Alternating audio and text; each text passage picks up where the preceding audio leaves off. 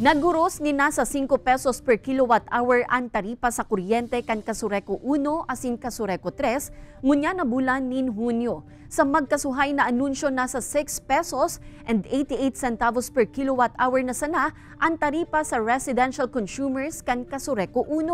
5.81 per kilowatt hour sa low voltage asin 4 pesos and 95 centavos per kilowatt hour sa high voltage consumers. Mantang sa Kasureko 3, nasa 7 pesos and 96 centavos per kilowatt hour, ngunyan ang singil sa residential consumers. 6 pesos and 66 centavos per kilowatt hour sa low voltage, as in 5 pesos and 4 centavos per kilowatt hour sa high voltage consumers.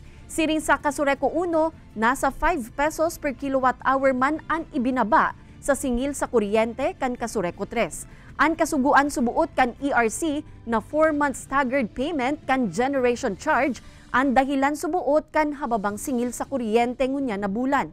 Bulan nin Hulyo subuot mapuon ang pagsingil kan generation charge na makakaapekto na naman sa magiging taripa sa kuryente hasta sa bulan nin Setyembre.